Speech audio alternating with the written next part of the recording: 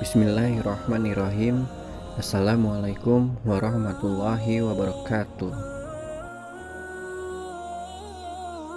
Salat sunnah. Kunut.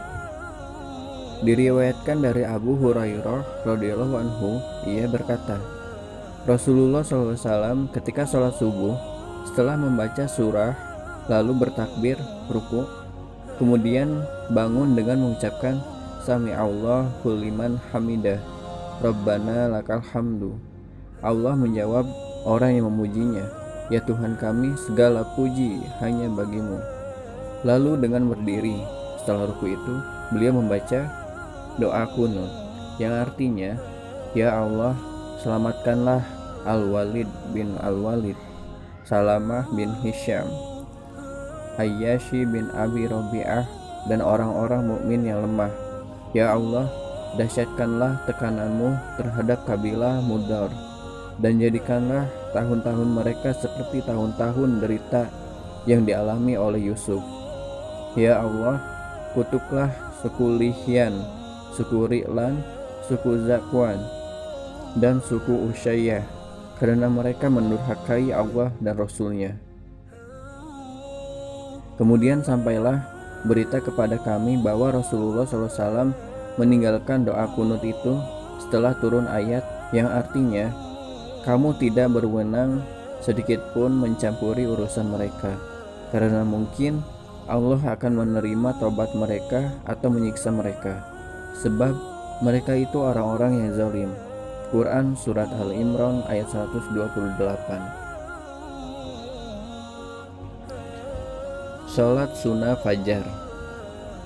Diriwayatkan dari Aisyah radhiyallahu anhu dari Nabi SAW, beliau bersabda, salat sunnah 2 rakaat fajar lebih baik daripada dunia dan seisinya. Antara azan dan iqamah ada salat sunnah. Diriwayatkan dari Abdullah bin Mughaffal al-Muzani radhiyallahu anhu, ia berkata, Rasulullah SAW bersabda, di antara azan dan iqamah terdapat salat sunnah. Sabda itu beliau ulangi sampai 3 kali. Pada pengulangan yang ketiga, beliau menambahkan, bagi orang yang mau. Salat sunnah qobliyah dan ba'diyah. Diriwayatkan dari Ibnu Umar radhiyallahu anhu, ia berkata, saya pernah sholat sunat bersama Rasulullah SAW 2 rakaat sebelum sholat zuhur, 2 rakaat sesudah sholat zuhur, 2 rakaat sesudah sholat maghrib, 2 rakaat sesudah sholat isya, dan 2 rakaat sesudah sholat Jumat. Adapun sholat sunnah setelah sholat maghrib, isya, dan Jumat tersebut saya lakukan bersama Nabi SAW di rumah beliau. Salat sunnah di malam dan siang hari. Diriwayatkan dari Abdullah bin Syakik radhiyallahu anhu, ia berkata, aku pernah bertanya kepada Aisyah radhiyallahu anhu mengenai salat sunat Rasulullah SAW. Maka Aisyah menjawab, Rasulullah SAW biasanya sholat di rumahnya 4 rakaat sebelum zuhur. Lalu beliau keluar ke masjid untuk sholat zuhur dengan berjamaah. Setelah itu beliau pulang lalu sholat di rumah 2 rakaat. Beliau lalu sholat maghrib dengan berjamaah, lalu pulang. Kemudian sholat sunnah 2 rakaat di rumah. Beliau sholat isya dengan berjamaah, lalu pulang ke rumah. Kemudian sholat sunat 2 rakaat. Beliau biasanya sholat sunat di malam hari 9 rakaat, yang di dalamnya ada sholat witir.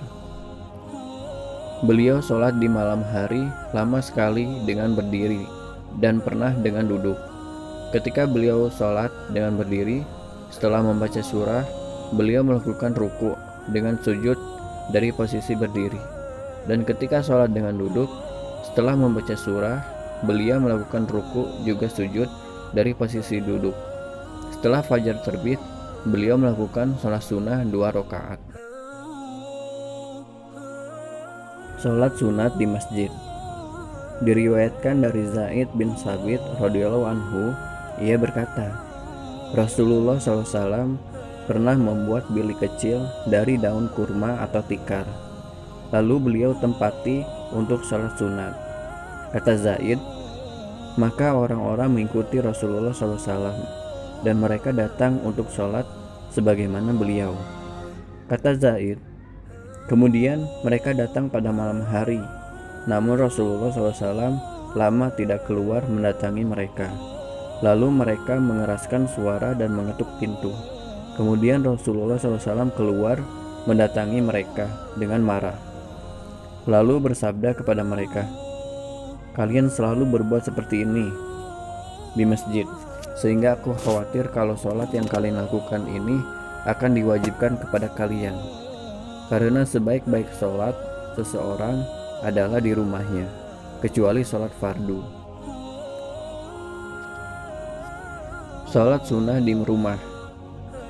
Diriwayatkan dari Jabir bin Abdullah radhiyallahu anhu, ia berkata, Rasulullah SAW telah bersabda, apabila salah seorang dari kamu telah selesai sholat fardu di masjid, hendaklah dia memberi bagian sholat sunat untuk rumahnya, karena Allah selalu menjadikan kebaikan di rumah orang tersebut sebab sholatnya. Wallahu a'lam bishawab.